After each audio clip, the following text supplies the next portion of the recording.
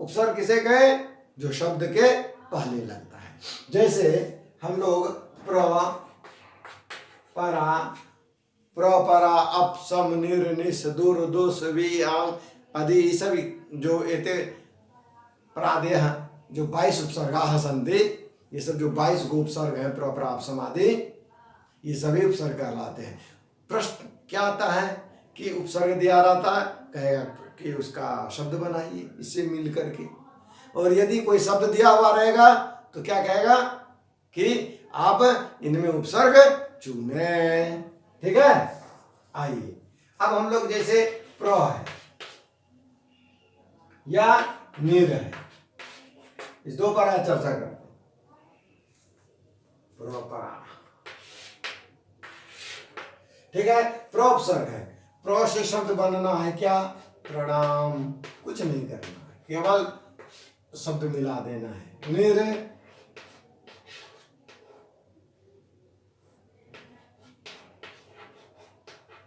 निर्जन, कहेंगे सर इस तरह तो नहीं सुने नहीं है, सही में नहीं सुने हैं।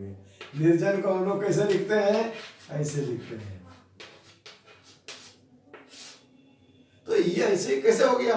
तो संस्कृत में एक वार्तिक है कि जल तुम्बिका न्यायेन रेफस्योर्ध्वगमनम, जल तुम्बिका न्यायेन रेफस्योर्ध्वगमनम, कि ये रेफ जो है वो बाद वाले के ऊपर चला जाता है।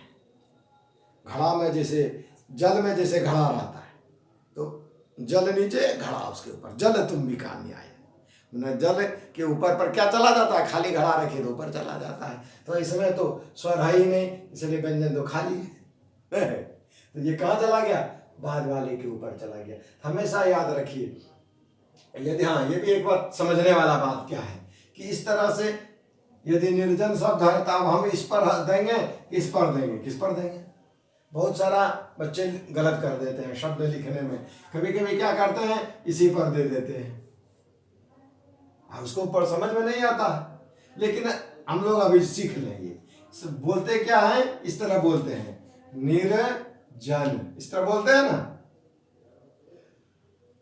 तो हमेशा याद रखिए, निर्जन यदि लिखना तो नी के बाद रो बोलते हैं। तो जैसे नी के बाद बोलते हैं तो यहां भी यदि इस पर दे देंगे तो गलत हो जाएगा। कहां चला जाएगा? बाद वाले के सर पर चला जाएगा। आशीर्वाद, हम लोग आशीर्वाद में बहुत सारे बच्चे गलत लिखते हैं। क्यों? देखिए, आशीर्वाद, तो वाद के पहले रो है तो वाद के ऊपर पर चला जाएगा। यहाँ निर्जन, तो जो के पहले रो बोलते हैं इसलिए जो के ऊपर चला जाएगा। लिखेंगे तो यदि छोटा क्लास बच्चे के लिए हम लोग सिखाएंगे तो इस तरह से सिखा सकते हैं, निर्जन, निर्रो हुआ, ये रो कहाँ चला जाएगा? जो के ऊपर चला जाएगा। ठीक है, इससे क्या होगा? इससे होगा कि उस तरह से उसको समझने में दिक्कत नहीं है। और ये निर कहाँ से, ये निर में रो कहाँ से आया? यहाँ जो प्रत्यय हम लोग उपसर्ग हम लोग पढ़ रहे थे, ये उपसर्ग में इस तरह से जो आधार रो है, ये आधार रो है, इसके ऊपर में जाकर के इसके बाद वाले जो शब्द हैं उस शब्द के ऊपर ये चला जाता है, इसलिए निर्जन बन गया। इस तरह से आप इसमें अभ्यास कर लेंगे 22 का, और कुछ अभ्यास करने का, कुछ अभ्यास करते करते फिर याद हो जाएगा, फिर कोई टेंशन नहीं रहता है। अब ये समझ लिए कि हमको यदि उपसर्ग दे देगा हम शब्द कैसे बनाएंगे, और यदि हमको शब्द दे दिया हुआ है भाई, हमको इसका उपसर्ग खोजिए, तो हमेशा याद रखिए इसके पहले वाला शब्द, कुछ उपसर्ग हमेशा एक या दो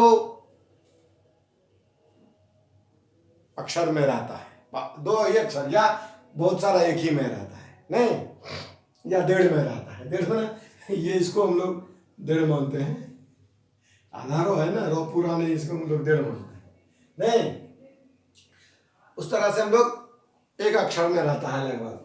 आप भाव समझ रहे हैं कि हम लोग इसको ये एक मानते हैं तो इसको दो मान लेंगे, नहीं, इसको हम क्या मानेंगे? आधा मानते हैं। इसमें जब स्वर वर्ण मिला रहेगा तब पूरा व्यंजन बनता है।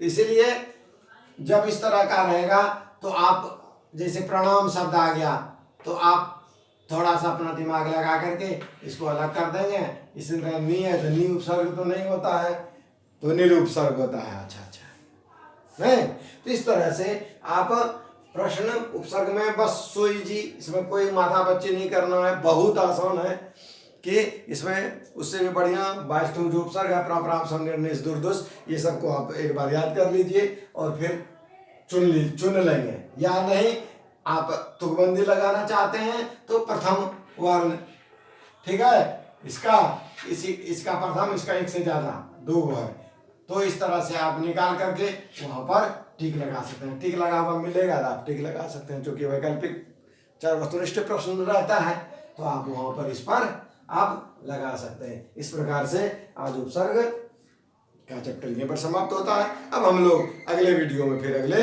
दिन अगला चीज लेके आएंगे। आज इतना ही, शेष दूसरे दिन। राधे राधे।